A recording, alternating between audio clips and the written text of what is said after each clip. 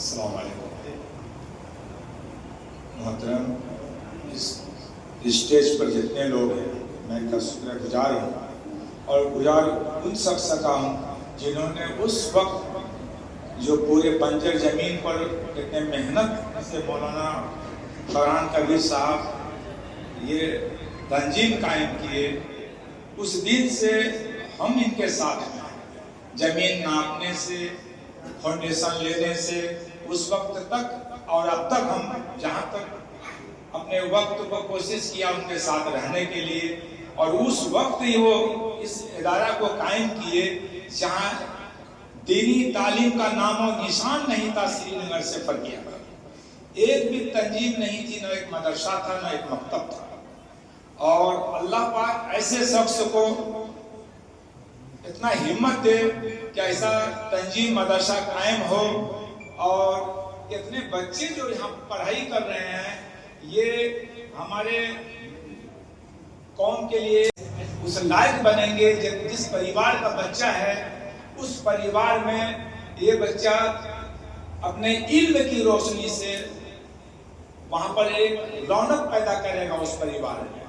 علم سے بڑی دولت کچھ نہیں ہے، اور ہم یہی کہیں گے یہاں کے لوگوں کو، اس سماج کے لوگوں کو، کہ اپنے بچے کو اس مدرسے میں داخل کریں، حافظ قرآن بنائیں۔ ہمارے دو دوست تھے میڈیکل کالج میں، جب وہ ایگزام دے رہے تھے بغل میں مظفر پور میں سینٹر پڑا، تو ہم دیکھتے کہ وہ آنسر لکھ رہا ہے اور رنگین سے وہ مین پوائنٹ کو لکھ رہا ہے، بغل میں دیکھے ہم تو ہم کو اور ٹوپی پہنے ہوئے ہیں، میڈیکل کالج کا ہمارے ساتھی ہیں۔ جب ہم ایگزام ختم کر کے اسے جو پریکٹیکل میں جب کالج میں ہونے لگا تو ان کو پوچھے کھوج کے کہ آپ جو اس طرح آخر کیا ہیں؟ بولے ہم حافظ قرآن۔ ہم کا کب پڑھا، حافظ کب بنے، پھر میڈیکل کالج میں کب آئے؟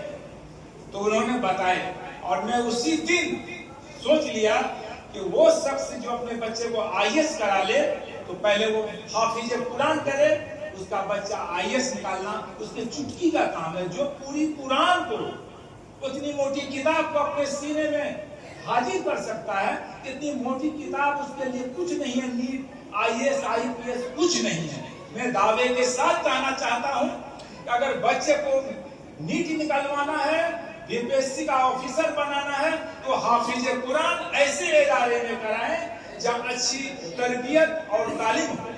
اور جب وہ ایگزام دیا، اس ایگزام پر بھی کال ہو گیا۔ انہوں نے جب کاپی سہا لیا ان کا، تو وہ جس طرح سے لکھے تھے ہولڈ کیا گیا اس رزلٹ کو۔ پھر ان کو بلایا گیا کہ میں جاننا چاہتا ہوں کہ چوری تو نہیں کیا ڈیرا پر رکھ کے کاپی، اور پورے پٹنہ میں ہلہ مچ گیا، اور صرف جب انہوں نے ایگزام دیا تو 2 نمبر اور زیادہ آئے۔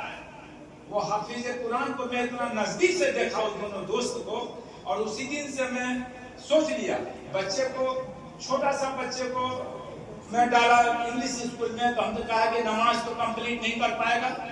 میں نے حافظ قرآن کو وہاں پر 10 سال تک پورنیہ میں اپنے بچے کو قرآن پڑھایا۔ موقع نہیں ملا اس ادارے میں دینے کا، لیکن میں یہی کہوں گا کہ اس مدرسے کو سارے لوگ مل کے جہاں تک ہو ان کو ہمت دیں۔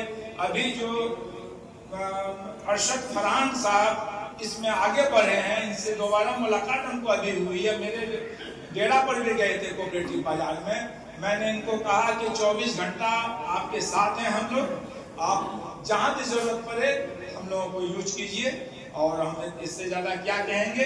میں یہی کہوں گا کہ جتنے بچے ہمارے، یہ سینکڑوں بچے ہیں، یہ سینکڑوں پریوار کے ہیں، سینکڑوں پریوار جس گاؤں کے ہیں، اس گاؤں میں رحمت نازل ہوگا اسی بچے کی وجہ سے، اس کے باپ ماں کو بخشا جائے گا اسی بچے کی وجہ سے۔ تو ہم ایسی دولت کیوں نہیں لیں، ایسا قرآن ہے، ایسا حافظ قرآن کیوں نہیں بنائیں کہ دین دنیا آخرت تینوں جگہ ہمیں کامیابی مل سکتا ہے۔